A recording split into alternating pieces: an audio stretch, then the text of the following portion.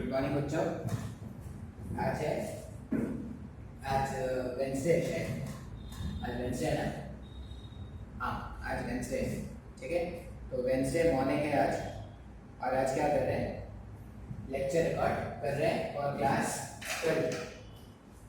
इससे पहले वाले लेक्चर में क्या बताया था? इससे पहले वाले लेक्चर बताया था Coulomb's law in vector form. ठीक है, उसमें मैंने दो तरह के क्वेश्चन कराए थे। Coulomb's law in vector format, इससे पहले मतलब कूलम्ब वेक्टर फॉर्मेट से पहले जब तुमको कूलम्ब्स लॉ सिखाया था तो मैग्नीट्यूड अलग कैलकुलेट कर रहे थे और डायरेक्शन अलग से देख रहे थे।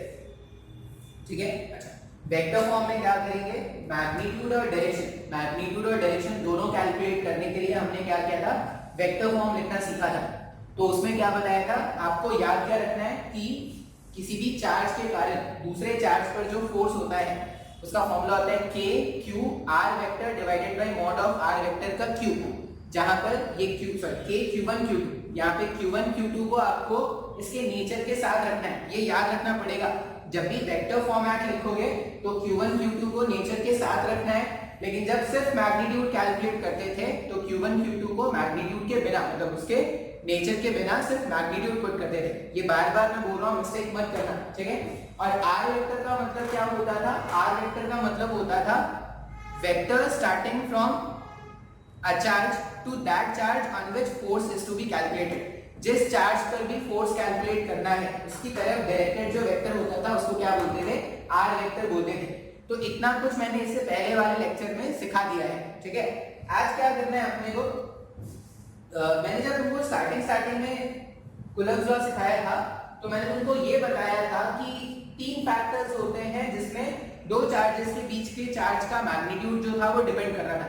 एक तो product of charges q1 q2, दूसरा सेपरेशन ऑफ चार्जेस, और मैंने एक कांस्टेंट लिखा था k 1/4 पाई एप्सिलॉन नॉट। ठीक है, और मैंने क्या बताया था कि अगर तुम मीडियम चेंज कर दोगे तो वो q1 q2 के बीच में जो फोर्स होगा वो भी क्या हो जाता है? चेंज हो जाता है। मतलब एक चार्ज का अरेंजमेंट है इस तरह से। अरे व्हाइट बोर्ड अभी तो गीला है, तो गीला व्हाइट बोर्ड, पहले इसको सुखाना पड़ेगा। अभी ये साफ हुआ है।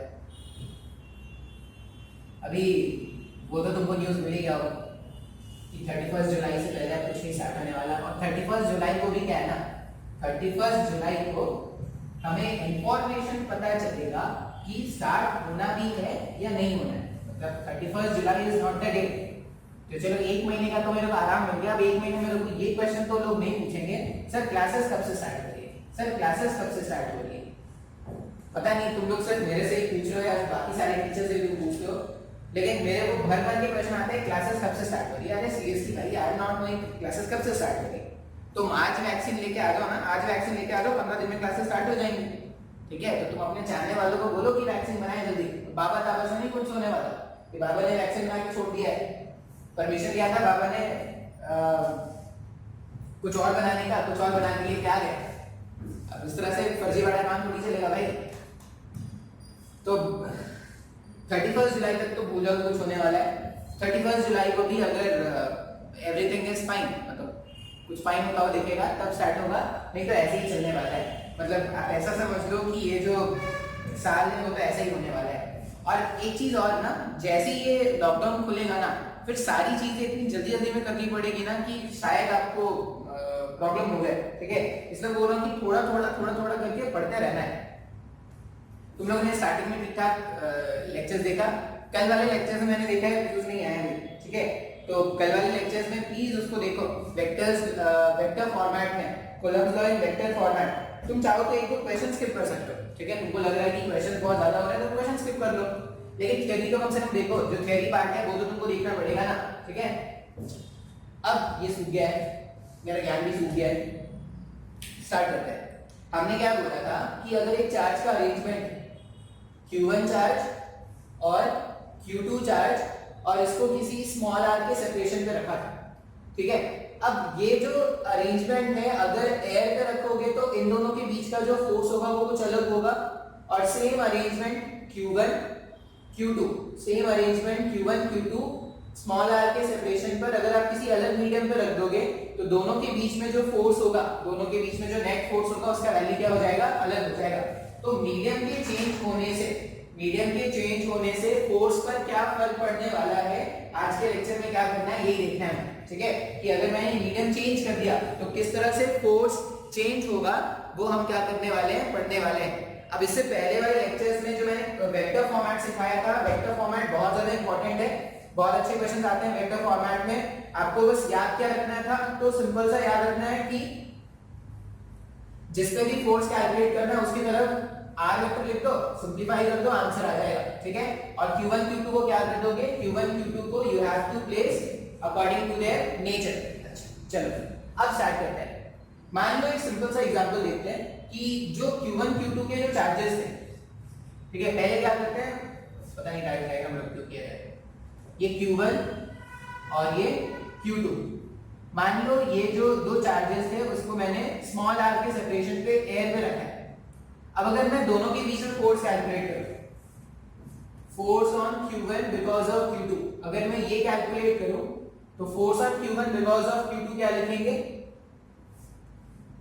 1/4 पाई एप्सिलॉन नॉट, एयर का परमिटिविटी एप्सिलॉन नॉट होता था, 1/4 pi epsilon not q1 q2 upon small r का स्क्वायर, ऐसा कुछ लिखते देंगे। अच्छा, मान लो ये जो मेरे पास अरेंजमेंट है q1 q2 और स्मॉल r, ये जो मेरे पास अरेंजमेंट है इसको मैंने क्या कर दिया, ब्लाइंड सॉल्यूशन, ब्लाइंड सॉल्यूशन पता नहीं क्या होता है, ऐसा समझ लो कि सोडियम क्लोराइड के सॉल्यूशन के अंदर में इस सिस्टम को डाल दिया है। ये जो पूरा सिस्टम था q1 q2, इसको मैंने क्या कर दिया है, सोडियम क्लोराइड के सॉल्यूशन में डाल दिया है, ठीक है। ये q1 और ये q2 दोनों क्या है, पॉजिटिव चार्जेस है।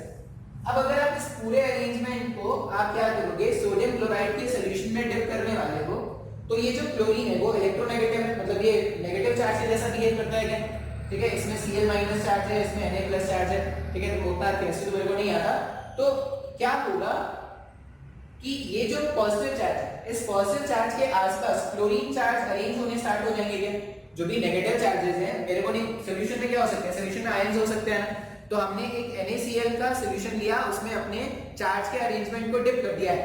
अब जैसे ही आप चार्ज के अरेंजमेंट को डिप करोगे तो ये जो क्लोरीन आयन क्या होगा, Q चार्ज के आसपास खुद को अरेंज करना स्टार्ट करेगा क्या। और एक और बात, अगर ये Q2 चार्ज नहीं होता, ध्यान से समझना है इसको, अगर ये Q2 चार्ज नहीं होता तो ये जो क्लोराइड आयन होता, ये क्लोराइड आयन क्या करता, इक्वली डिस्ट्रीब्यूट हो जाता है इक्वल अमाउंट से, पूरे में क्या है, क्लोराइड आयन Cl- इस तरह से पूरे इसको सराउंड कर लिया होता है, हाँ या ना। अगर ये नहीं होता तो जितने क्लोराइड आयंस यहाँ पे होते उतने ही क्लोराइड आयंस यहाँ पे भी होते ना, इक्वल डिस्ट्रीब्यूशन होता। वैसे ही अगर ये नहीं होता तो इसमें भी क्लोराइड आयंस क्या होते, इक्वली डिस्ट्रीब्यूट हो गए होते ऐसा। अब इस वाले रीजन पे देखना, यहाँ वाले रीजन पे तब ध्यान से समझना है इसको, यहाँ पर क्लोरीन आयन, अब एक्चुअल में ये और ये दोनों साथ साथ प्रेजेंट है, तो एक्चुअल में क्या होगा, यहाँ पर क्लोरीन आयन इस वाले रीजन पर क्लोरीन आयन इसके कारण भी हो सकते हैं और इसके पॉजिटिव चार्ज के अट्रैक्शन के कारण भी क्लोरीन आयन हो सकते हैं क्या, मतलब एक्चुअल में नंबर ऑफ क्लोरीन आयंस जो इस साइड है या number of negatively charge ions जो इस साइड है और number of negatively charge ions जो इस साइड है, दोनों में डिफरेंस है क्या।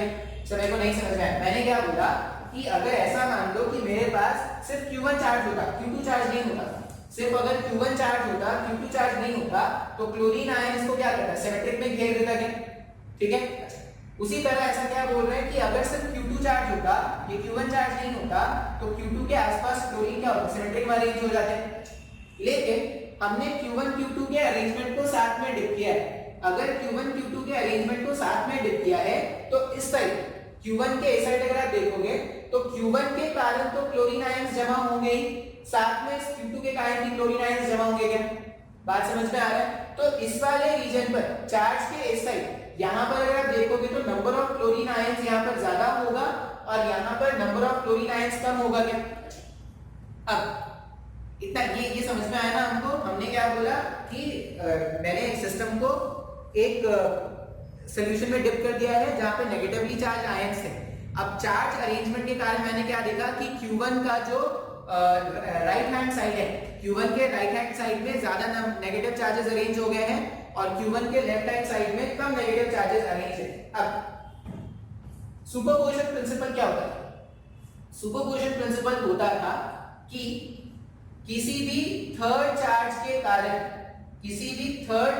कारण दो चार्जेस के बीच का जो इंटरैक्शन है उस पर कोई फर्क नहीं पड़ता था।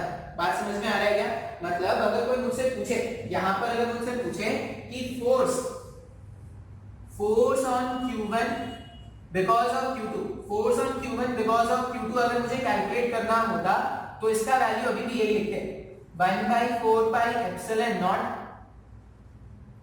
Q1 Q2 upon r square. ये ऐसा नहीं लिखते हैं, जो भी वैल्यू होता, मान लो ये जो भी फोर्स है, फोर्स F। मैंने क्या बोला? सुपरपोजिशन प्रिंसिपल ये बोलता था कि जब भी आप दो चार्जेस के बीच का इंटरैक्शन कैलकुलेट करते थे तो सिस्टम में और जो चार्जेस प्रेजेंट होते थे उसके इंडिपेंडेंट होता था क्या उनका इंटरैक्शन। तो यहाँ पर क्या बोलेंगे कि Q1 और Q2 में जो इंटरैक्शन है उसका वैल्यू अगर पहले F था तो अभी भी F रहेगा क्या? इन दोनों के इंटरैक्शन में कोई फर्क नहीं पड़ा है, Q1 और Q2 के इंटरैक्शन में कोई फर्क नहीं पड़ा बिकॉज ऑफ सुपरपोजिशन प्रिंसिपल। लेकिन अब अगर आप Q1 को देखोगे ना तो Q1 पे अगर आप नेट फोर्स कैलकुलेट करोगे तो Q1 पे नेट फोर्सेस अब क्या है? ये चार्ज अरेंजमेंट के कारण भी होगा, ये चार्ज अरेंजमेंट के कारण भी होगा और इस Q2 के कारण भी होगा क्या? अब अगर आप ध्यान से देखोगे तो देखो यहाँ पे नेगेटिव आयंस कम है, यहाँ पर नेगेटिव आयंस ज्यादा है। इसका मतलब क्या बोल सकते हैं? Because of this negative ions, इस नेगेटिव आयंस के कारण ये Q1 को एक फोर्स इस तरफ मिलेगा क्या? Q1 को एक फोर्स इस तरफ मिल रहा है, ये कौन सा फोर्स है? Force on Q1 because of negative ions, force on Q1 because of negative ions इस तरफ होगा और Q2 के कारण force on Q1 because of Q2 वो अभी भी इस साइड है क्या? हाँ या ना? अब अगर मैं नेट फोर्स लिखूं Q1 पर, अगर मैं लिखूं net force on charge Q1, ध्यान से देखना भाई, सुपरपोजिशन प्रिंसिपल ये है, कुछ नया नहीं है। Net force on charge Q1 अगर लिखेंगे तो वो क्या हो जाएगा? Vector sum of force on Q1 because of Q2 plus force on Q1 because of the negative ions जो डिस्ट्रीब्यूट हुए थे सॉल्यूशन के कारण। अच्छा, अब ये फोर्स और ये फोर्स दोनों का डायरेक्शन अगर जस्ट ऑपोजिट है, इसका मतलब नेट फोर्स ऑन Q1, ये मेरे पास क्या था? ये नेट फोर्स था क्या? Net force on Q1, net force on Q1 will decrease, हाँ या ना?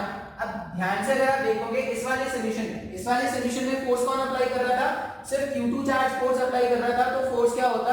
फोर्स होता 1/4 pi epsilon not Q1 Q2 upon r square, यही फोर्स का वैल्यू होता। सेकंड वाले सिनेरियो में अगर आप देखोगे तो सेकंड वाले सिनेरियो में Q1 को Q2 के कारण एक फोर्स मिल रहा है और Q2 के कारण जो फोर्स मिलेगा वो उतना ही मिलेगा जो पहले मिल रहा था, लेकिन इसके साथ साथ अब एक नया फोर्स डेवलप हो गया है because of the charge distribution. Solution में जो चार्ज डिस्ट्रीब्यूशन हुआ उसके कारण Q1 को एक और फोर्स मिलना स्टार्ट हो गया है जिसका वैल्यू मैंने लिखा है Fq1 because of negative charge. अब अगर ऊपर वाले में देखोगे, जब एयर में रखा था, एयर में जब चार्ज का अरेंजमेंट रखा था तो Q1 पर नेट फोर्स कितना था? 1/4 pi epsilon not Q1 into Q2 upon r square.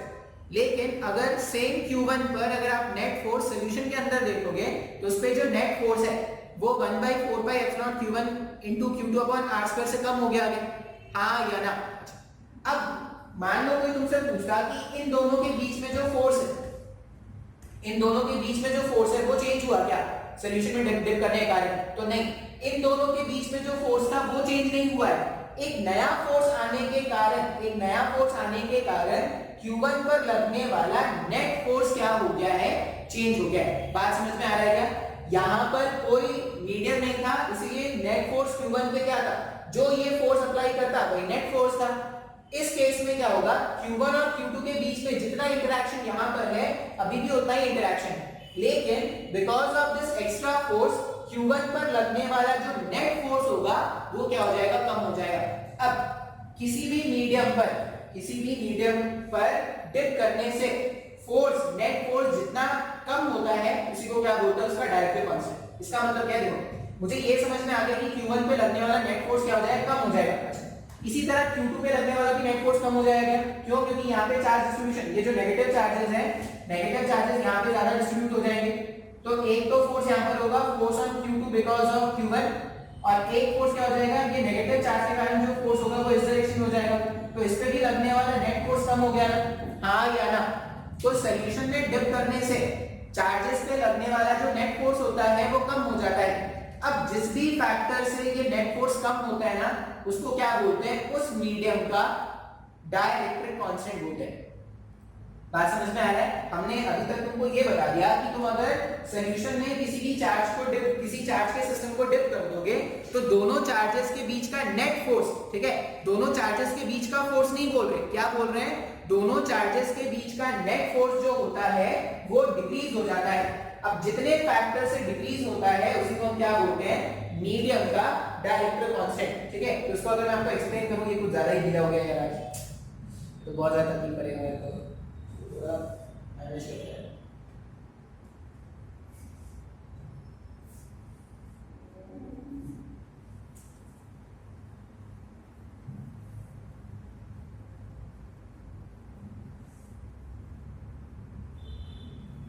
जो कंसेप्ट था डायरेक्ट्रिक मीडियम में, या जो कंसेप्ट था मीडियम में डिप करने का, वो मैंने समझा दिया। बस मुझे इतना याद रखना है, अभी आप क्या कर लेना, नोट करके ये लिख लेना कि when a system of charge is dipped inside a liquid, net force on either of the charge decreases, ठीक है। ये आपको क्या करना है, नोट करके लिख लेना है, when a system of charge is dipped, जो मैं बता रहा हूं उसको नोट करके लिख लो भाई। कुछ लोग मुझसे पूछते हैं कि सर आप नोट्स नहीं बताते, और ये जो बताता हूं वही नोट्स है, कुछ अलग से थोड़ी नोट्स लिखाऊंगा। नेट फोर्स क्या लिखोगे, when a system of charge, ये लिखना है जो मैं बता रहा हूं, when a system of charge is dipped inside a medium, the net force experienced bye either of the charge decreases, the net force experienced by either of the charge decreases. The factor by which the net force decreases is known as the dielectric constant of the medium, ठीक है। इतना लिख लो कि मैं explain करता हूं क्या बता रहा है, समझ। टॉपिक का नाम क्या लिखना है आपने को, system of charges kept in a medium, system of charges kept in a medium, ठीक है। सिस्टम ऑफ चार्जेस को क्या करने वाले हैं, अगर मीडियम पे रखने वाले हैं, अभी एयर पे नहीं रखते, एयर पे रखते थे तो 1/4πε0 Q1 Q2 upon r square था। अब मीडियम पे रखा था हमने, मीडियम पे रखने से हमने देखा था नेट फोर्स क्या होता है, चेंज हो रहा था, ठीक है। अच्छा, फोर्स ऑन Q1, ठीक है, फोर्स ऑन Q1 अगर मैं लिखूंगा तो फोर्स ऑन Q1 हमने क्या बोला, फोर्स ऑन Q1 जो एयर में था, फोर्स ऑन Q1 जो एयर में था उससे ये Q1 पे लगने, ये जो फोर्स है, force on Q1 in medium पर Q1 पे जो नेट फोर्स लग रहा है, और एयर पे जो नेट फोर्स लग रहा था, सॉरी Q1 पे जो नेट फोर्स एयर पे लगा था, ये वाला फोर्स ज्यादा है ना। अच्छा, तो मैंने क्या बोला कि ये जो फोर्स है वो एक फैक्टर से कम हो जाता है, इसको स्मॉल के लिख रहे हैं, ये जो फोर्स है वो क्या हो रहा है, एक स्मॉल के फैक्टर से कम हो जाता है। अब ये जिस फैक्टर से नेट फोर्स कम होता है ना, इसी फैक्टर स्मॉल के को क्या बोलते हैं, dielectric constant of the medium. ये सब याद करके रखना है, dielectric constant of the medium. इस तरह से आपको क्या करना है, इसको याद रखना है। हमने क्या बोला कि जब भी आप चार्ज के सिस्टम को किसी मीडियम पे प्लेस करते हो तो मीडियम के कारण Q1 पर या Q2 पर लगने वाला जो नेट फोर्स होता है वो क्या हो जाता है, वो कम हो जाता है। अब जिस फैक्टर से नेट फोर्स कम हुआ है, उसी फैक्टर को क्या बोलेंगे, उस मीडियम का डाइलेक्ट्रिक कांस्टेंट। और डाइलेक्ट्रिक कांस्टेंट को क्या कर रहे हैं, स्मॉल के से रिप्रेजेंट कर रहे हैं। कैपिटल के का मतलब होता है 9 × 10⁹, और स्मॉल के का मतलब है dielectric constant of the medium. बात समझ में आ रहा है? मतलब अगर मैं ये इक्वेशन लिखूं, force on Q1 in medium, अगर मुझे ये कैलकुलेट करना है, एयर में जो फोर्स था Q1 पर वो कितना था, 1/4πε0, ऐसा ही कुछ था क्या, 1/4πε0 Q1 Q2 upon r square.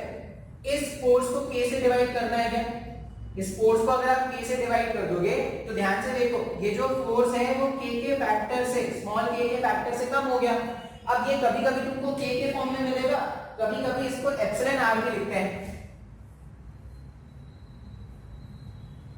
ये सब तुमको भी लग रहा होगा सर क्या बता रहे, कुछ समझ में नहीं आ रहा है।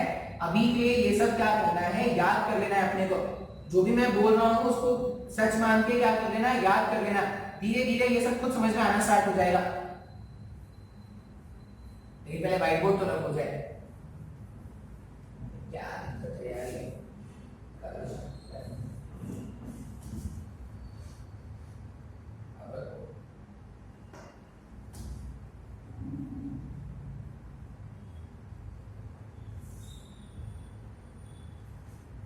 हमारे पास इस तरह से आ गया force on q1 because of medium कितना आ रहा है 1/4πε0।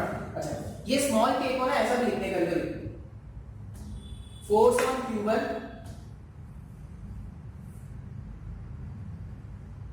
ये पढ़ाने नहीं देगा, force on q1 in any medium, in any medium इसको ऐसा भी लिखते हैं 1/4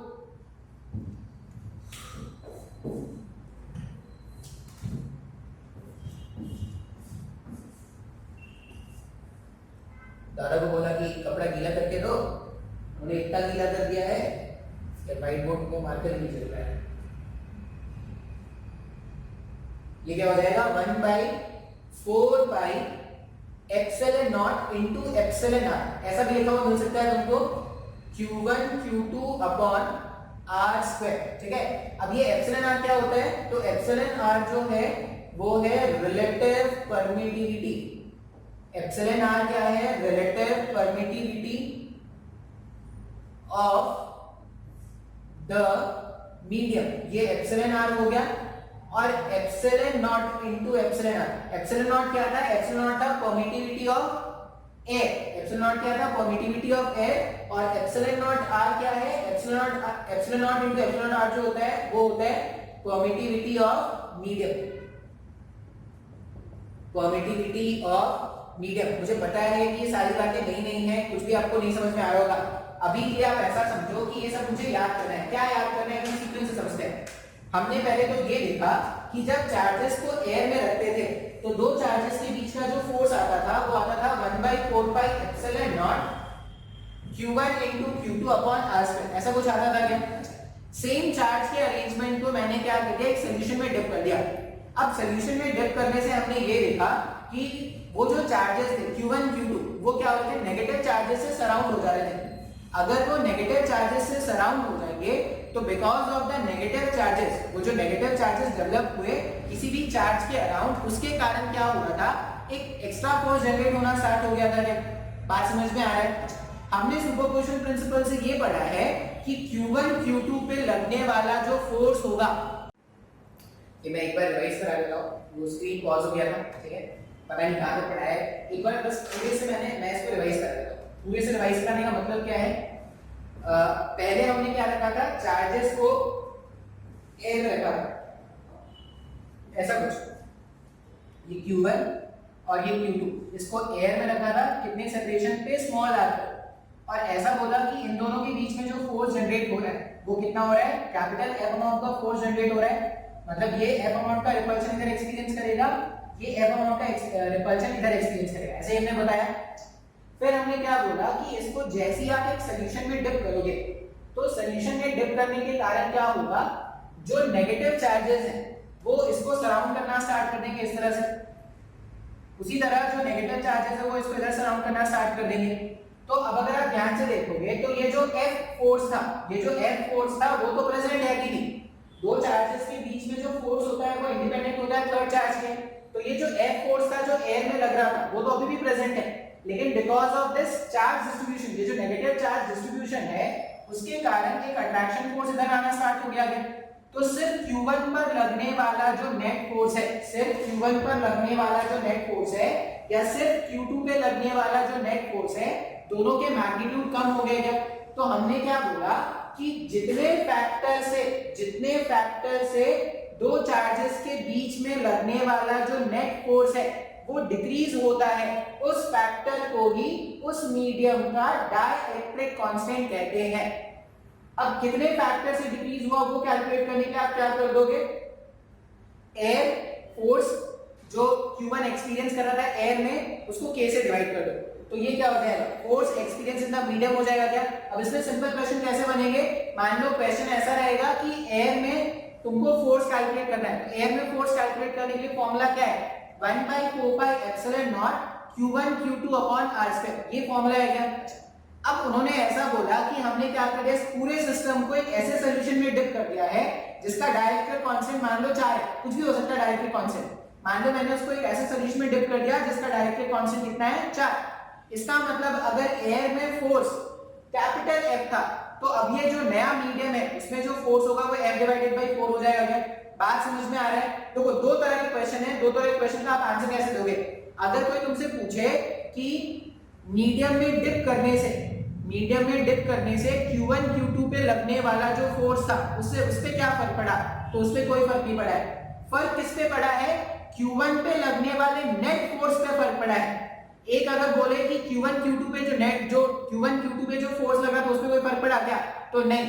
तीसरे चार्ज के प्रेजेंस से दो चार्जेस के बीच का जो इंटरैक्शन होता है उसमें कोई फर्क नहीं पड़ता है।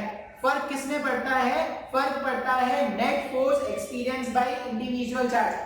Q1 पे लगने वाला जो नेट फोर्स है वो चेंज हो रहा है, Q1 Q2 पे जो फोर्स है वो चेंज नहीं हो रहा। आप समझ में आ रहा है क्या।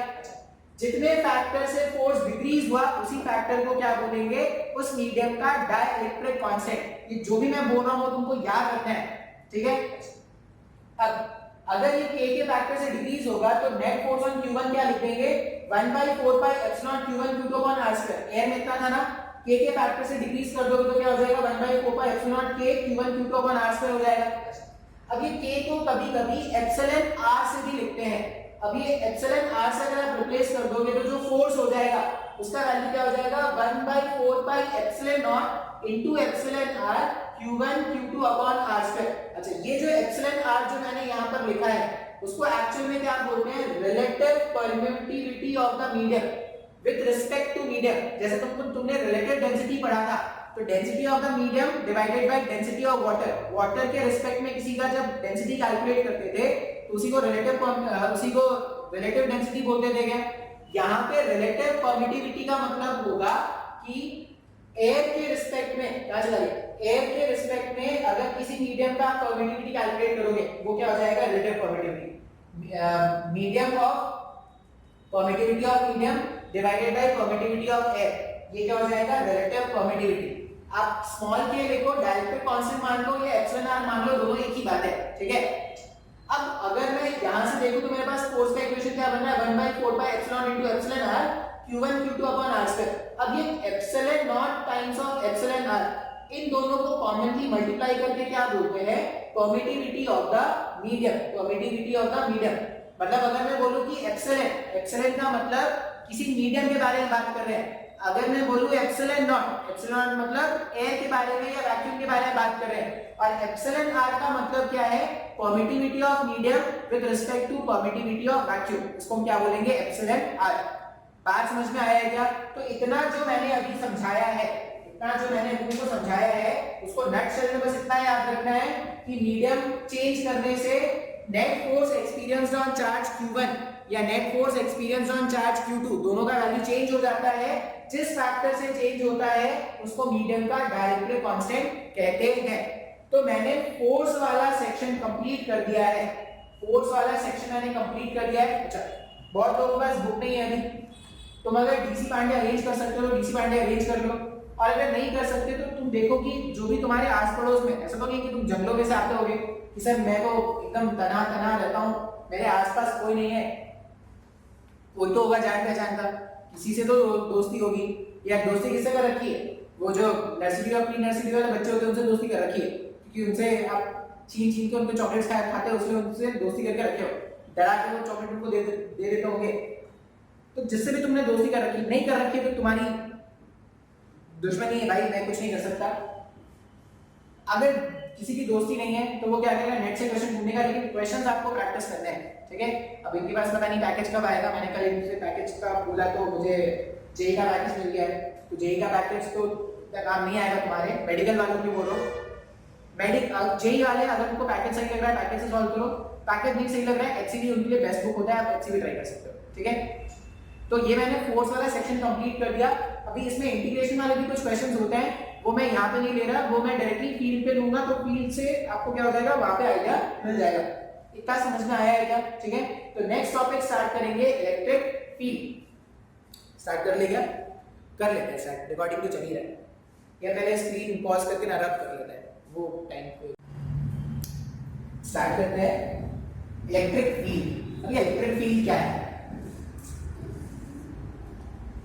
इलेक्ट्रिक फील्ड पहले तो बहुत ही बेसिक लेवल पे बात करेंगे इलेक्ट्रिक फील्ड का मतलब, फिर इसको अच्छे लेवल पे लेके जाएंगे। अब याद करो क्लास 10th में आपने मैग्नेटिक फील्ड पढ़ा होगा, ठीक है। और मैग्नेटिक फील्ड अगर मैं आपको थोड़ा याद दिलाऊं तो मैग्नेट्स तो हर किसी ने देखा है भाई, ठीक है, इतने तो गरीब नहीं होंगे कि मैग्नेट नहीं देखा सर ने। सर क्या होता है सर, मैग्नेट नहीं जानते, ऐसे इतने तो गरीब होंगे। मान लो मेरे पास एक मैग्नेट है, और वो जो मैग्नेट था ना, उस मैग्नेट को मैंने क्या कर दिया है, ये जो पंचवटी स्क्वायर है, कहाँ पे होगा पंचवटी स्क्वायर, यहाँ पे, ठीक है, वहां पे पंचवटी स्क्वायर है।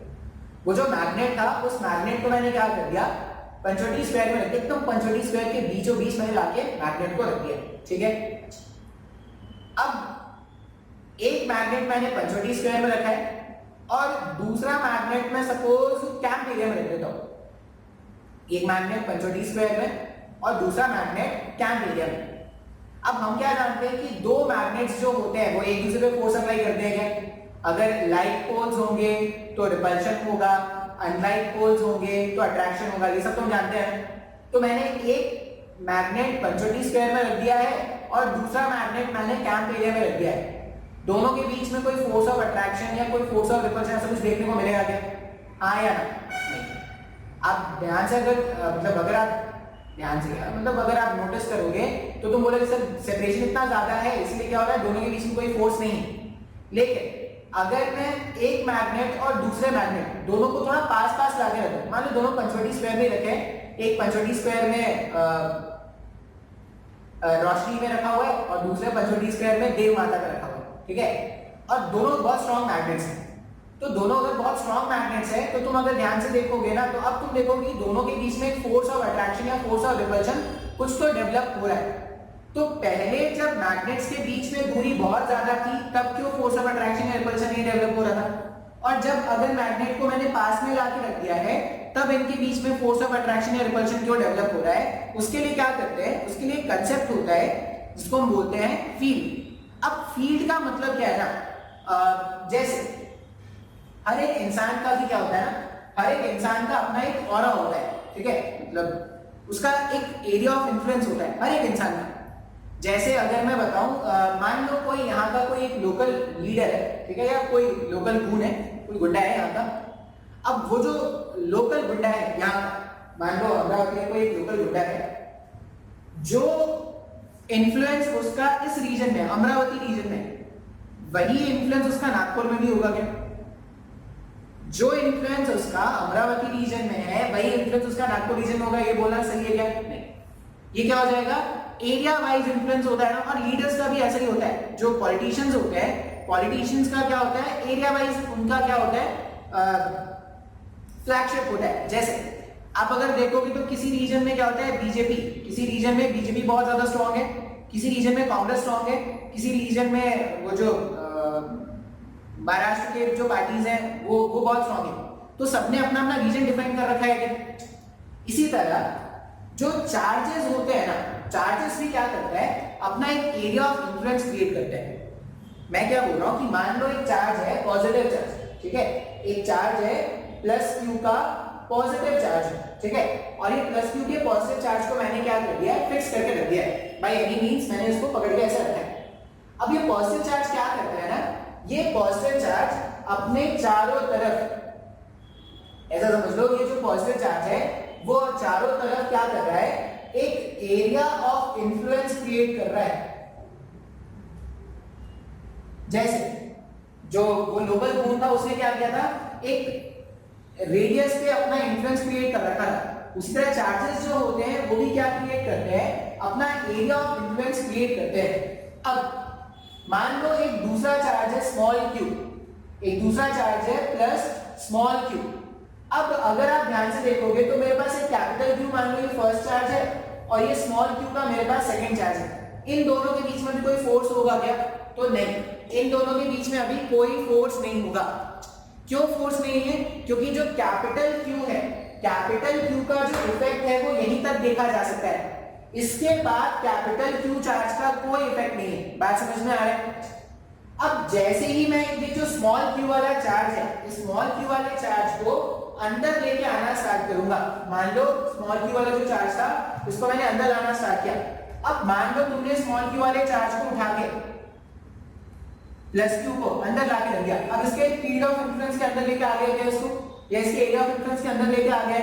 अब जैसे आप इसके फील्ड ऑफ इन्फ्लुएंस के अंदर लेके आ जाओगे ना, ये पॉजिटिव ये क्या करेगा, एक रिपल्शन फोर्स एक्सपीरियंस करना स्टार्ट कर देगा। बात समझ में आ रहा है? तो हमने क्या बोला, ये जो एरिया ऑफ इन्फ्लुएंस है या ये जो फील्ड ऑफ इन्फ्लुएंस है ना किसी भी चार्ज का, उसी को क्या बोलते हैं, उसका इलेक्ट्रिक फील्ड। जैसे तुमने जब मैग्नेट क्रिएट किया था ना, जब तुमने मैग्नेट रखा था तो मैग्नेट भी अपने चारों तरफ में क्या कर रहा था, एक फील्ड बना रहा था। अब कोई दूसरा मैग्नेट उस फील्ड के अंदर अगर आता तब क्या होता, वो जो दूसरा मैग्नेट है वो उस पर कोई फोर्स एक्सपीरियंस हो सकता था। बात समझ में आ रहा है क्या? तो एकदम बेसिक लैंग्वेज में अगर कोई तुमसे पूछेगा कि फील्ड का मतलब क्या है, तो कोई भी चार्ज, कोई भी मैग्नेट, कोई भी घूम अपने घूम मतलब गुंडा जो भी है या कोई भी लीडर, वो अपने आसपास एक एरिया ऑफ इन्फ्लुएंस क्रिएट करते हैं। अब जब तक कोई दूसरा चार्ज, कोई दूसरा मैग्नेट, कोई दूसरा पर्सन उस फील्ड के अंदर नहीं आएगा, वो उसके इन्फ्लुएंस को एक्सपीरियंस नहीं कर पाएगा।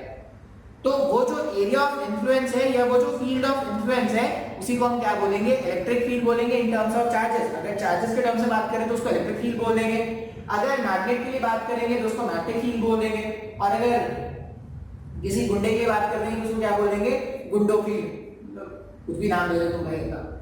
ये इलेक्ट्रिक फील्ड का बेसिक मतलब समझ में आया? हाँ या ना?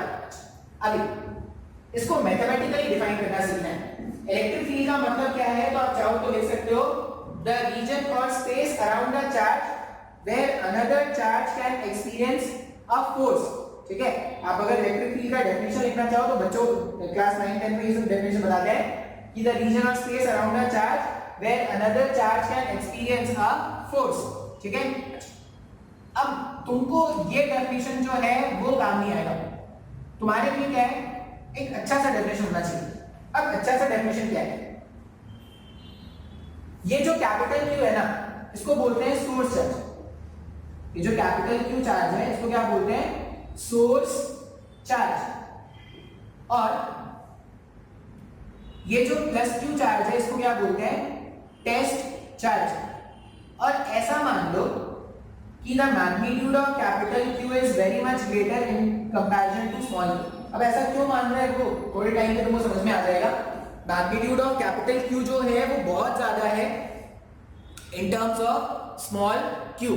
ठीक है, अच्छा अब मान लो इन दोनों के बीच में सेपरेशन अभी कुछ तो स्मॉल आता है, जो चार्जेस में सोर्स चार्ज और टेस्ट चार्ज, इन दोनों के बीच का जो सेपरेशन है वो अभी कुछ स्मॉल आता है। अगर मैं फोर्स कैलकुलेट करूं, force on small q charge because of capital Q charge, अगर मैं ये फोर्स का मैग्नीट्यूड लिखूं तो फोर्स का मैग्नीट्यूड क्या हो जाएगा, K Q capital Q divided bye r square. Force का मैग्नीट्यूड इस तरह से लिख सकते हैं क्या, हाँ या ना? और इसी फोर्स को अगर मुझे वेक्टर फॉर्मेट में लिखना होगा, force on small q because of capital Q। अब जिस पे फोर्स कैलकुलेट करते हैं उस तरफ r वेक्टर बनाते हैं, ये r वेक्टर हो जाता है। तो force on small q because of capital Q क्या हो जाएगा, k q q r vector divided by mod of r vector का q। दोनों तरह से लिखा जा सकता है। अभी क्या करते हैं, ये जो स्मॉल q वाला टर्म है ना, उसको नीचे लाके डिवाइड कर देते हैं, इधर भी और इधर भी। पहले वाले इक्वेशन में अगर आप लेके आओगे तो ये हो जाएगा force on small q because of capital Q per unit test charge. जिस टेस्ट चार्ज पर फोर्स देख रहे थे पर यूनिट टेस्ट चार्ज, ये वैल्यू जो है वो कितना आ रहा है, kq अपॉन r स्क्वायर आ रहा है क्या। उसी तरह अगर मैं इसको लिखता तो ये क्या हो जाता, vector upon small q equals to kqr vector upon mod of r vector का q, लिख सकते हैं ना ऐसा। अच्छा, अब एक्चुअल में ये जो डेफिनेशन है ना, force experience by test charge because of source charge per unit test charge, इसी को क्या बोलते हैं, इलेक्ट्रिक फील्ड। बात समझ में आ रही है क्या। इलेक्ट्रिक फील्ड क्या था, इलेक्ट्रिक फील्ड इसके जो रीजन या स्पेस था उसको हमने बोला इलेक्ट्रिक फील्ड। अब इस इलेक्ट्रिक फील्ड का स्ट्रेंथ कैलकुलेट करना है। स्ट्रेंथ कैलकुलेट करने का मतलब है कि मान लो ये गुंडा होगा, तो गुंडा, अब इसका ये गुंडा है, इसका एरिया ऑफ इन्फ्लुएंस यहाँ पर सबसे ज्यादा होगा। अब जितना पास में होगा उसका एरिया ऑफ इन्फ्लुएंस जितना पास होगा उतना ज्यादा होगा ना। जैसे जैसे दूर जाओगे, जैसे जैसे दूर जा रहे हो, इसका एरिया ऑफ इन्फ्लुएंस कम होता जाता है क्या।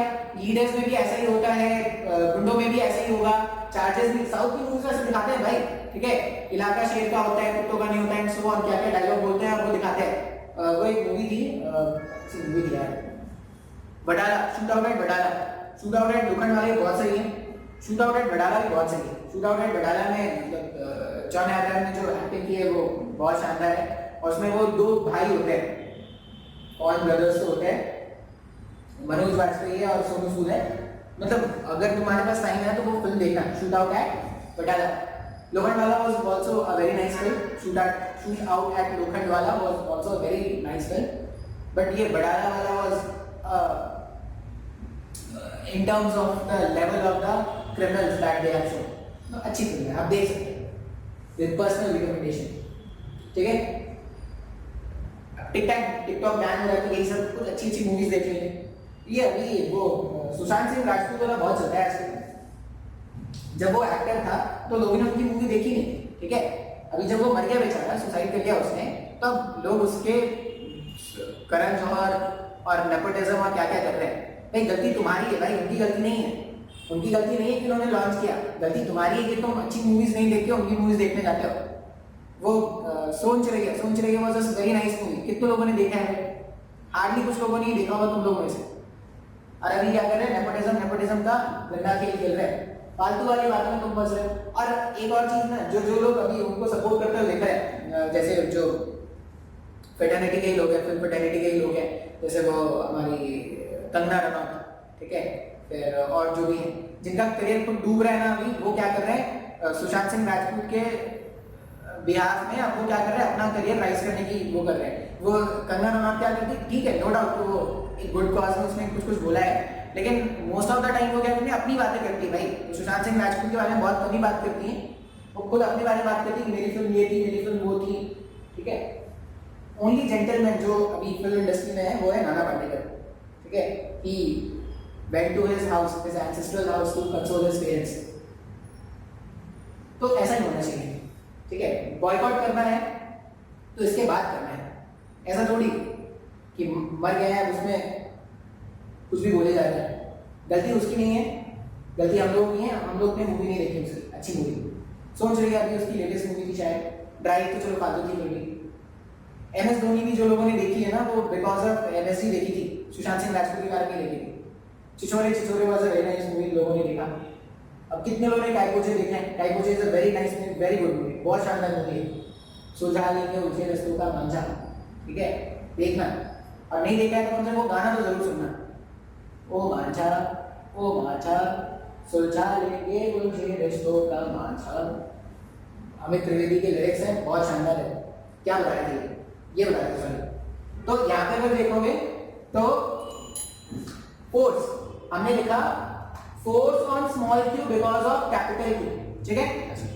अब इलेक्ट्रिक फील्ड क्या है, तो चार्ज के आसपास का जो रीजन है, चार्ज के आसपास का जो रीजन है वही इलेक्ट्रिक फील्ड। अब इलेक्ट्रिक फील्ड का जो स्ट्रेंथ है ना वो चेंज हो रहा है। क्या यहां पर अगर आप देखोगे तो इसका इन्फ्लुएंस सबसे स्ट्रॉन्ग है, यहाँ पे इन्फ्लुएंस कम हो गया, जीरो हो गया, ऐसा ही कुछ हो रहा है क्या। इसका मतलब ये जो इन्फ्लुएंस है इसका मैग्नीट्यूड हर पॉइंट पर चेंज हो रहा है। हर पॉइंट पर इन्फ्लुएंस का जो मैग्नीट्यूड है वो चेंज हो रहा है। तो अब क्या कर रहे हैं, वो जो इन्फ्लुएंस है उस इन्फ्लुएंस का मैग्नीट्यूड कैलकुलेट करना सीखेंगे। और मैग्नीट्यूड कैलकुलेट करने के लिए क्या करना है, इस तरह से डिवाइड करना है। ध्यान से देखना है, ये जो force experience by test charge था पर यूनिट टेस्ट चार्ज, यही क्या होता है, इसको बोलते हैं इंटेंसिटी ऑफ इलेक्ट्रिक फील्ड।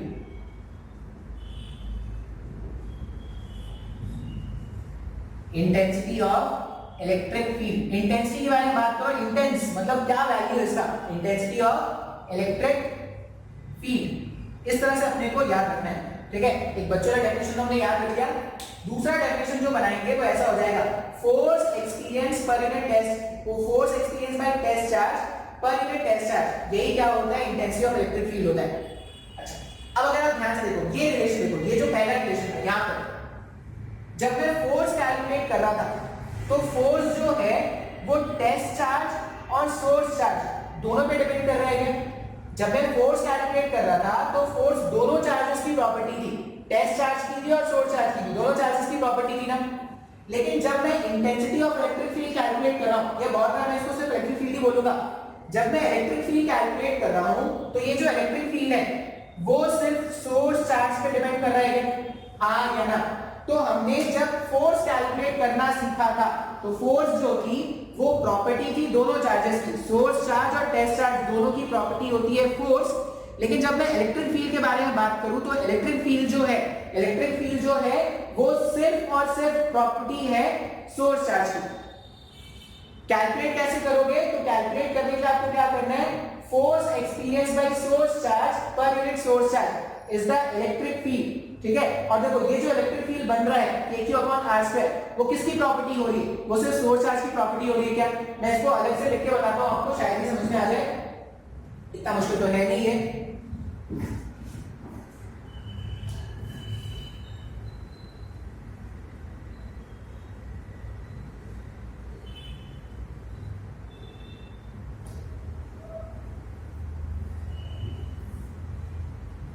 लेकिन एक चीज तो प्रूफ हो गया ना, किसी को अच्छा बनना है अगर तो उसको मरना पड़ता है, जीते जी ना इंसान की कदर नहीं है। कल को अगर मुझे अच्छा बनना होगा ना तो मुझे मरना पड़ेगा। बहुत बुरी दुनिया होती है भाई, और वी आर द पार्ट। बुरी बात तो ये है कि इस दुनिया के हम पार्ट हैं, हमसे अलग नहीं है दुनिया, हम ही ने तो बनाया है और हम ही इसको गालियां देते हैं, ये है वो है, हम ही है दुनिया और हम ही गालियां दे रहे हैं, मतलब अल्टीमेटली खुद को ही गालियां दे रहे हैं।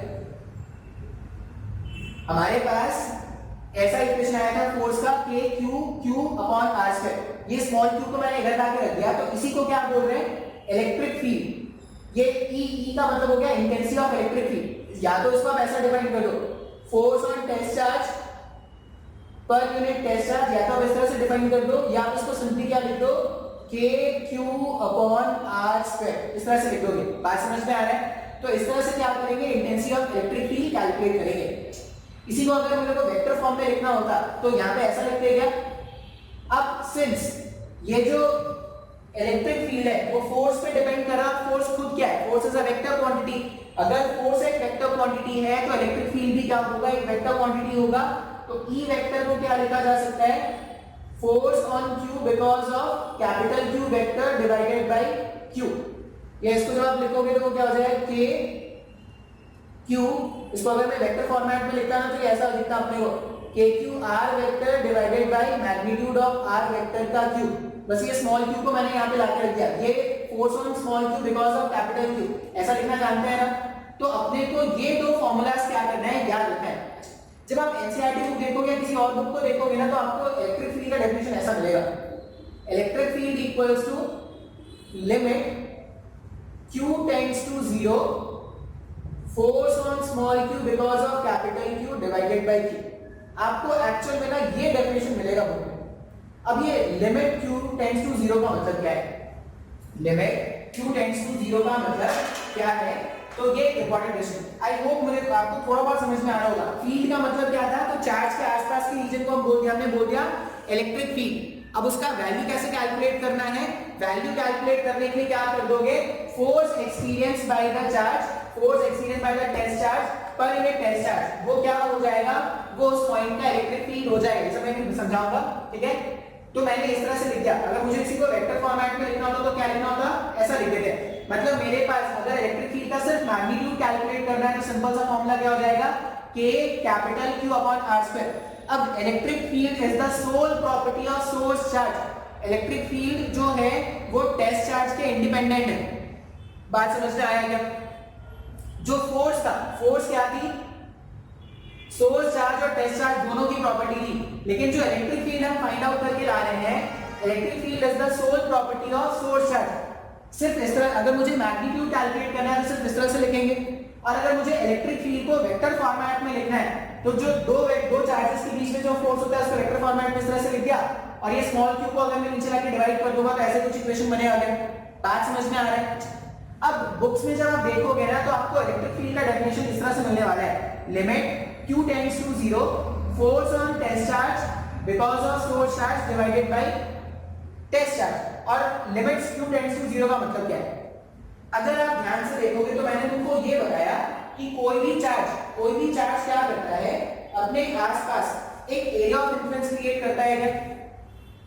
कोई भी चार्ज अगर अपने आसपास एक एरिया ऑफ इन्फ्लुएंस क्रिएट कर रहा है, इसका मतलब हर चार्ज क्या करता है, अपना अपना फील्ड क्रिएट करता है। अब अभी तक जो मैंने यहाँ पे क्वेश्चन लिखा है, या अभी तक मैंने जो कंसेप्ट लिखा है, मैं फील्ड का वैल्यू कैलकुलेट कर रहा हूँ। किसके कारण? सोर्स चार्ज के कारण।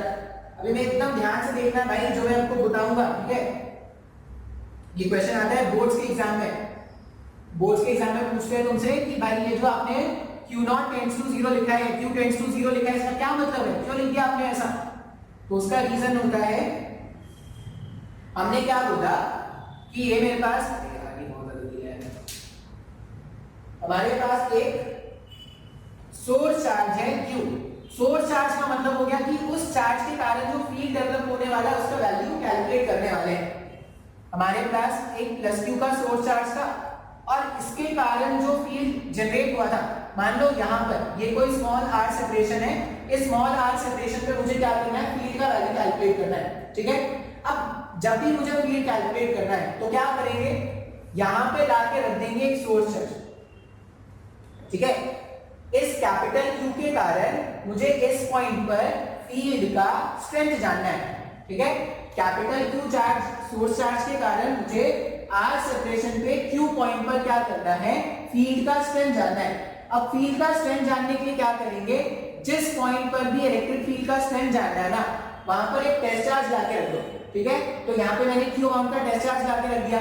अब जैसे ही आप Q अमाउंट का टेस्ट चार्ज लाके रख दोगे, इस सोर्स चार्ज के कारण इसमें एक फोर्स एक्सपीरियंस होना स्टार्ट हो जाएगा, और वो जो फोर्स होगा, force on test charge because of capital Q charge, वो कितना हो जाएगा, KQ अपॉन R स्क्वायर। इस तरह से लिखेंगे क्या, Q इधर भी होगा, KQQ अपॉन R स्क्वायर, ऐसे लिखेंगे ना? अब अगर मुझे इलेक्ट्रिक फील्ड चाहिए इस पॉइंट पर, तो ये Q को मुझे इधर आके डिवाइड करना पड़ेगा। तो इलेक्ट्रिक फील्ड जो हो जाएगा वो क्या हो जाएगा, force on small test charge because of source charge divided by test charge KQ upon R square. इस तरह से लिखेंगे ना, हाँ या ना? तो कभी भी अगर फील्ड कैलकुलेट करना है, तो सिंपली जिस पॉइंट पर भी फील्ड कैलकुलेट करना है वहां पे लाके रख देंगे एक टेस्ट चार्ज। अब टेस्ट चार्ज जो भी फोर्स एक्सपीरियंस करेगा, उस टेस्ट चार्ज को उस टेस्ट चार्ज से ही डिवाइड कर देंगे। अगर फोर्स को टेस्ट चार्ज से डिवाइड कर देंगे तो उस पॉइंट का इलेक्ट्रिक फील्ड अपने को मिल जाएगा क्या, तो R स्क्वायर क्या हो गया, हमारा फील्ड का वैल्यू आ गया। आगे देखते हैं, ठीक है? अच्छा, अभी इस पॉइंट पे फील्ड का strength KQ upon R square आ गया।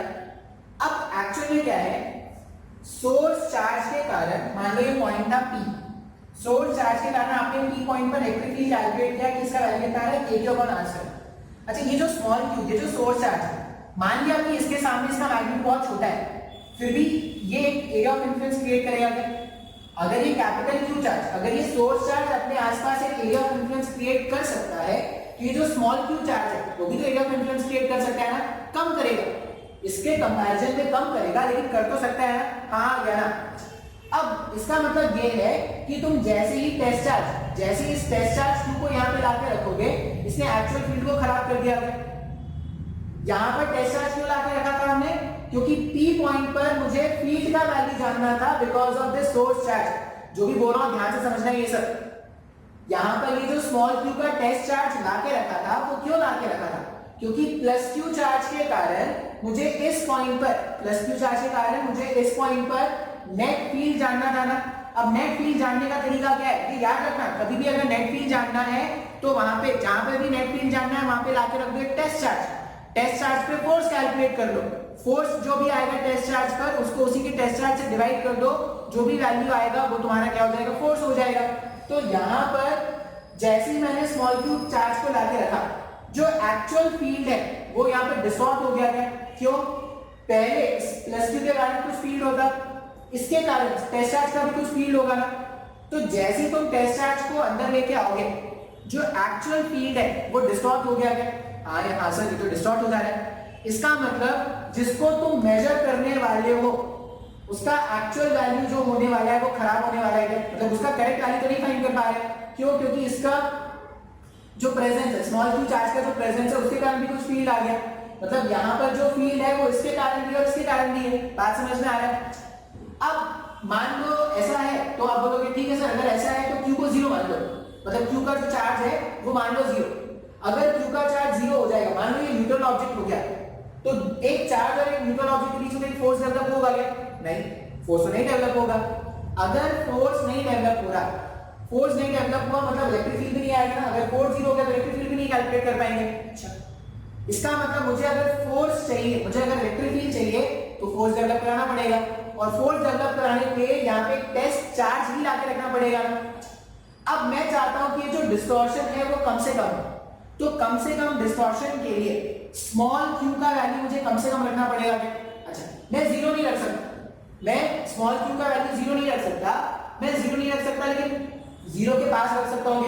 जीरो के पास का मतलब कि कैपिटल क्यू के सामने स्मॉल क्यू का वैल्यू बहुत छोटा होना चाहिए, मतलब इसके कारण जो फील्ड है और इसके कारण जो डिस्टॉर्शन हुआ, डिस्टॉर्शन मुझे ना के बराबर रखना है। अब ना के बराबर डिस्टॉर्शन रखने के लिए क्या बोलते हैं, limit q tends to zero, मतलब क्यू जो है वो जीरो नहीं है, चार्ज जीरो तो नहीं है लेकिन जीरो के बहुत पास है। ये ऐसा समझ लो कि स्मॉल क्यू जो है ये बहुत छोटा होना चाहिए कैपिटल क्यू के सामने।